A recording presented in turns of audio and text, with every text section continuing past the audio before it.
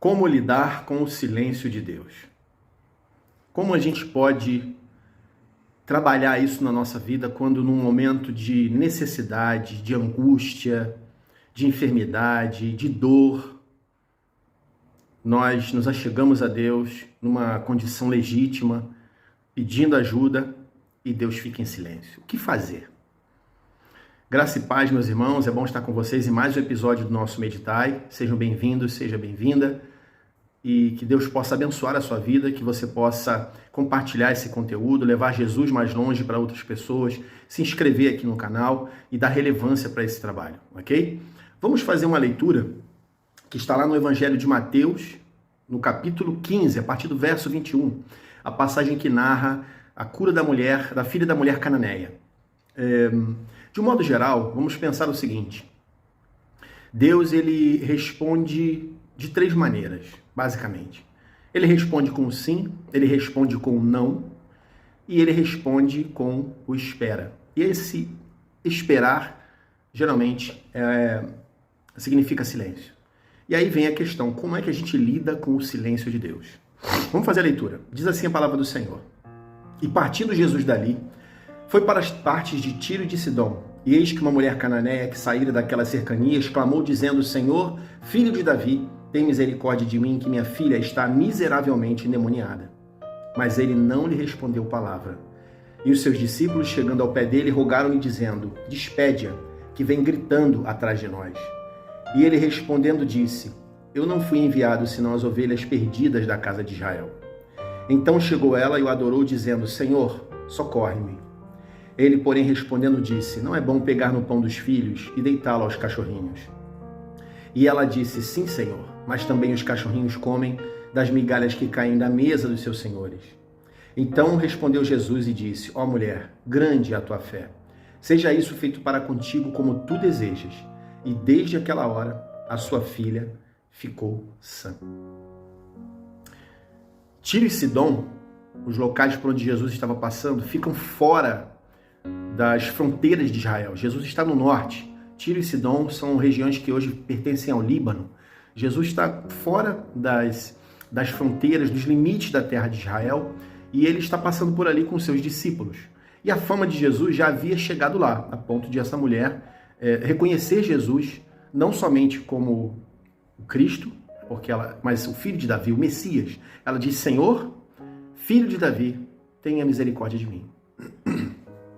E isso é muito interessante porque o grito dessa mulher é um grito por uma filha. Quando uma situação ela envolve uma dor nossa, pessoal, nós lidamos de uma outra maneira. Mas quando é um filho, quando é uma filha, essa mulher ela estava com a sua filha miseravelmente endemoniada. Por quanto tempo a filha dela estava assim? Não sabemos. Quantas tentativas de ajuda essa mulher buscou? Também não sabemos. Mas sabemos que aquela mulher está desesperada. E ela vem atrás de Jesus gritando, pedindo socorro, pedindo ajuda. Mas o que Jesus faz? No verso 23 diz assim: Ele não lhe respondeu palavra. Jesus fica em silêncio. E os seus discípulos, eles chegam ao pé de Jesus e dizem para ele assim: manda ela embora, despede ela, porque ela está gritando atrás da gente. Olha só que coisa interessante. Jesus fica em silêncio, o que já é uma coisa terrível para aquela mulher que está sofrendo. Imagina você com uma filha, um filho endemoniado. Você voltando para sua casa e teu filho e tua filha está ali possesso de espíritos malignos dentro da casa. Naquelas casas naquele tempo não costumavam ter muitos cômodos. Era comum ser um espaço grande onde a família ficava ali assentada. Então imagina, aquela mulher está vivendo uma situação dessa. Imagina você está dentro de um lugar, de um espaço onde tem uma pessoa endemoniada. Imagina. Então o grito daquela mulher era mais do que legítimo. Mas ela tem que enfrentar o primeiro desafio, o silêncio de Jesus. Jesus fica em silêncio, ele não fala nada. para piorar, os discípulos de Jesus, por causa do silêncio do Senhor, entendem que aquela mulher está incomodando. Então o que eles fazem? Começam a dizer: Senhor, manda ela embora, manda essa mulher vazar, ela está gritando atrás de nós. Quando a gente para analisar isso, a gente vai ver o seguinte: os discípulos são os aspirantes ao ministério. Eles são aqueles aprendizes, eles estão ali aprendendo do ministério que Jesus Cristo está passando para eles.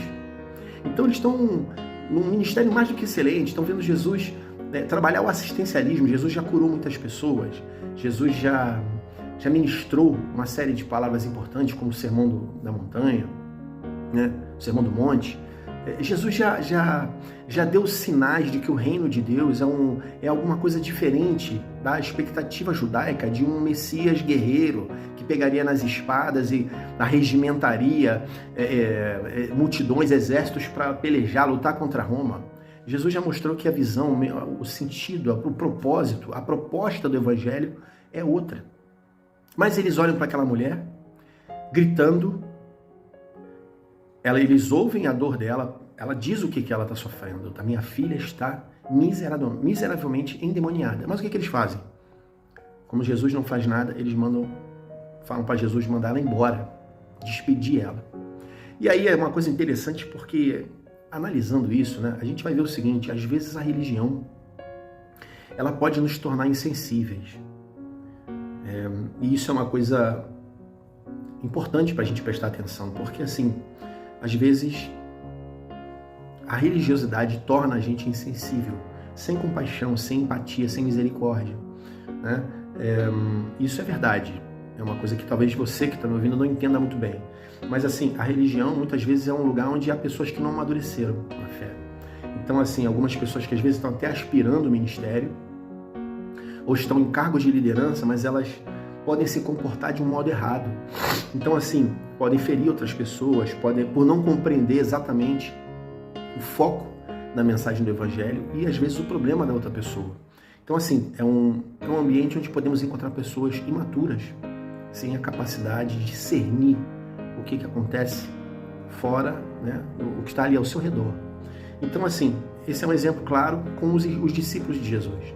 Porque assim, eles estão ali falando, a insensibilidade deles é assim, uma coisa gritante: manda essa mulher embora, manda ela vazar, tá gritando atrás da gente aqui, ó, tá falando no nosso ouvido. Isso tudo por causa do silêncio de Jesus. Então assim, tem uma informação importante para nós, para quem exerce liderança, né, ou ministério: é o cuidado com a falta de amor, com a empatia, com a sensibilidade. Isso é alguma coisa que a gente tem que se preocupar. Então, mas olha só, vamos lá. A atitude dos discípulos revela também algumas coisas assim. Primeiro, com relação à hipocrisia. Em primeiro lugar, né, porque assim, eles reclamam dos gritos da mulher, né, eles pedem para Jesus enxotá-la. E eles esquecem a missão de Jesus e deles, porque eles já estão engajados no Evangelho e na missão de Jesus há algum tempo, né? Então assim, Jesus, ele é o Deus dos miseráveis, dos desesperados, dos desgraçados, dos que perderam a graça, dos angustiados, dos cansados, dos sobrecarregados, dos oprimidos, não é? Daqueles que estão com dores, que estão sofrendo, daqueles que perderam tudo. Quem está sofrendo, quem está com uma dor, principalmente quando é a dor de um filho, não se controla.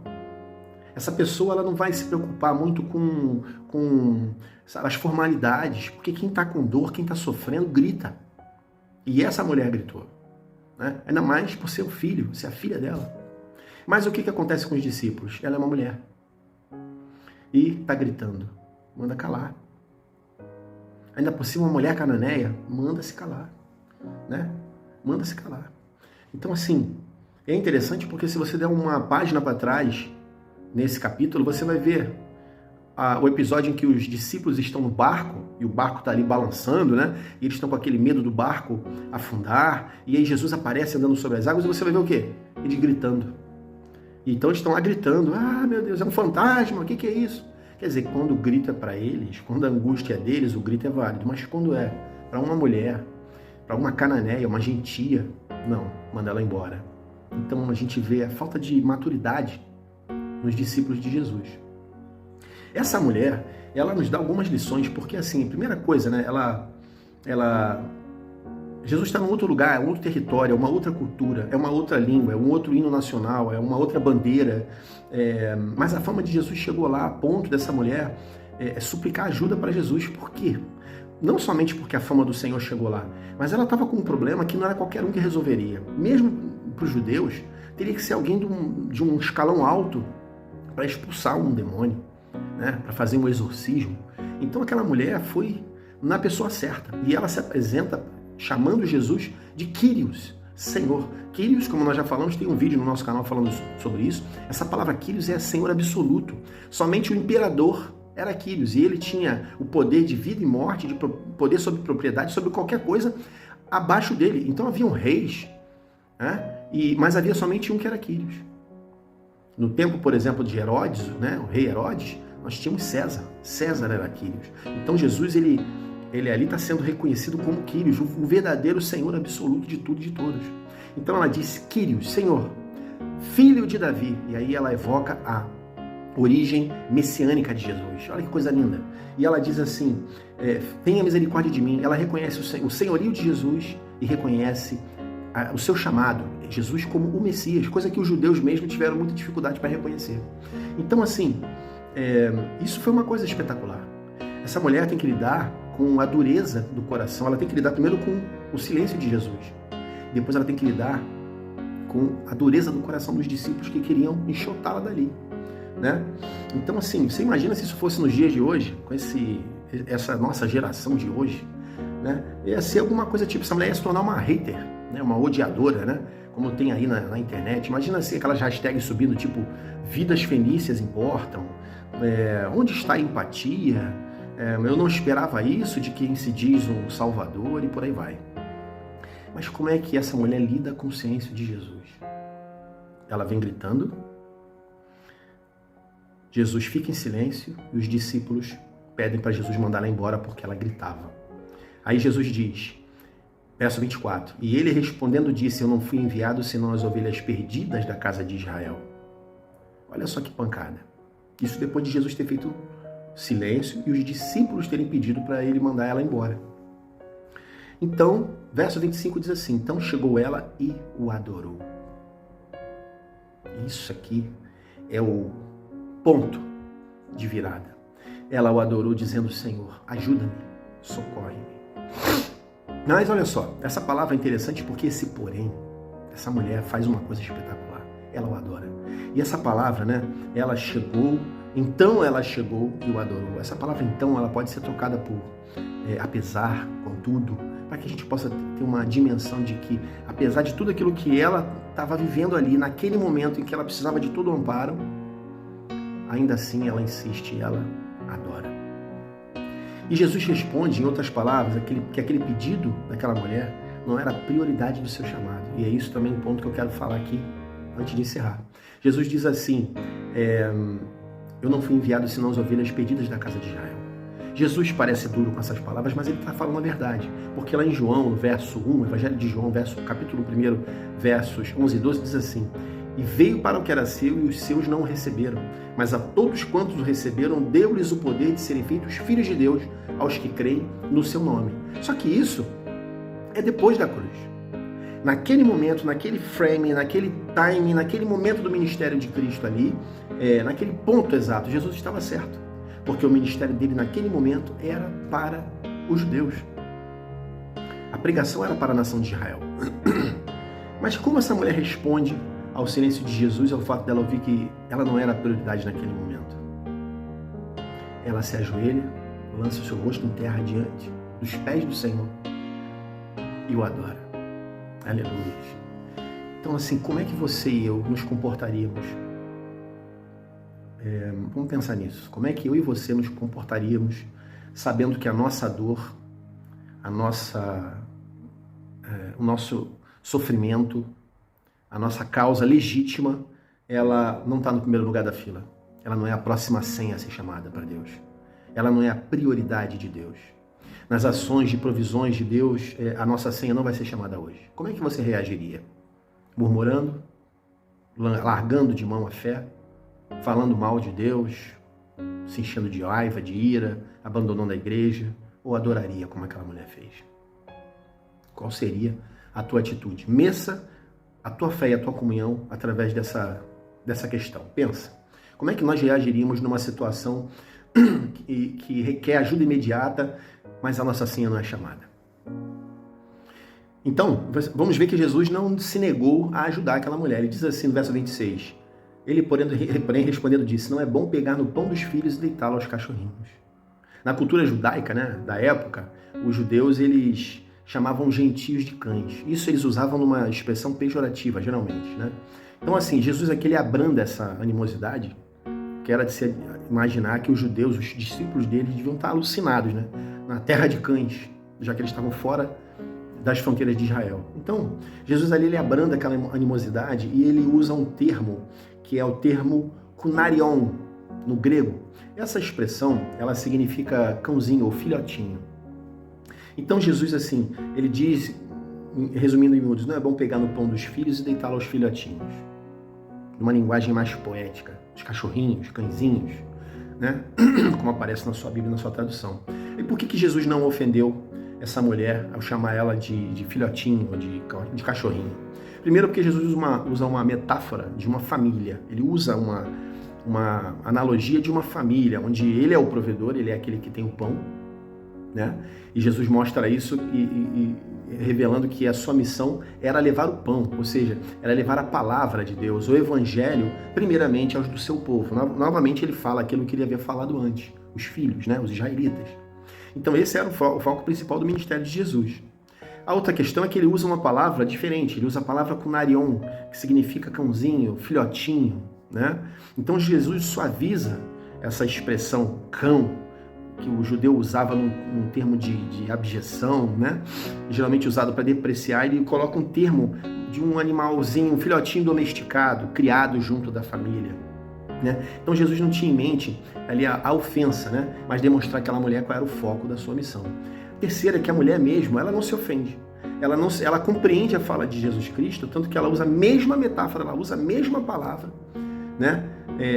Quando ela diz assim, sim, Senhor, mas também os kunarion, os filhotinhos, comem das migalhas que caem da mesa dos seus senhores.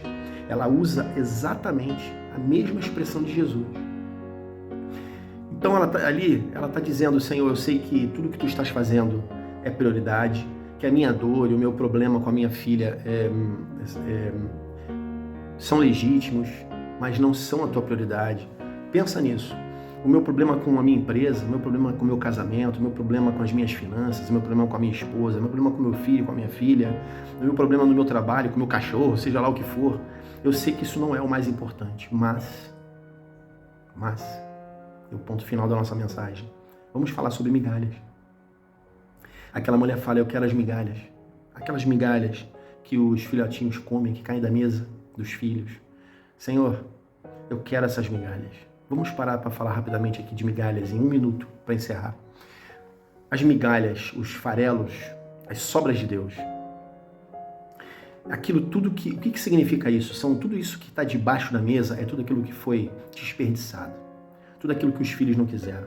Sabe quando você come ali o seu pãozinho na sua mesa e fica cheio de farelo? Aquele farelo você varre e joga fora.